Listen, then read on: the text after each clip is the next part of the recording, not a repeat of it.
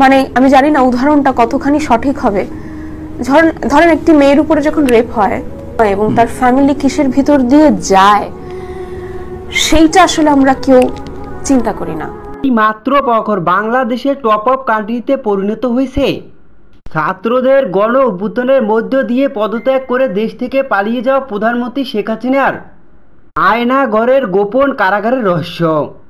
বর্তমানে সামাজিক যোগাযোগ মাধ্যমে আতঙ্কের একটি নাম হলো আয়নাঘর।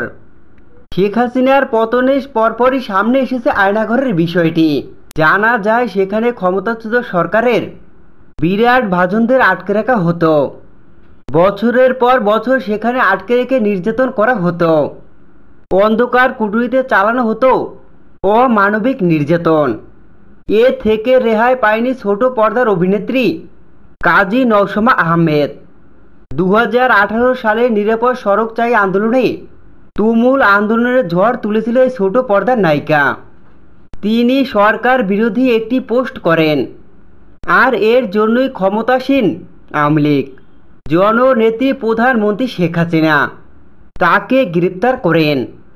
গুজব ছড়ানোর অভিযোগে তাকে আটক করা হয়েছিল। তারপরই নাকি এই নায়িকাকে 21 দিনের পর আয়নাঘরে রাখা হয়। সেখানে তার উপরে তুমুল নির্যাতন করা হয়। অগত্য নির্যাতন চালাতে থাকে প্রধানমন্ত্রী শেখ হাসিনার নির্দেশে তার লোকজন। আয়না ঘরে অন্ধকার ঘরের ভিতরে তার উপরে অমানবিক নির্যাতন চালাতো। তার মাত্রা এমনই ছিল যে নিজের সন্তানকে দেখে চিনতে পারেননি। তার এমন পরিস্থিতি হয়েছিল তার নিজের সন্তানকে চিনতে না পেরে পুরো পাগলের মতো অবস্থা হয়ে যায়। এ সবই মিডিয়ার সামনে জানিয়েছে নির্যাতিত হওয়া ছোট পর্দার এই নায়িকা। এভাবেই নওশমা মিডিয়ার সামনে শেখ হাসিনার অবৈধ আয়নাঘর কারাগারের বিষয় মিডিয়ার সামনে সবটাই খোলসা করে জানান। ফাঁস করে দেন মিডিয়ার সামনে শেখ হাসিনার আয়নাঘরের সমস্ত রহস্য।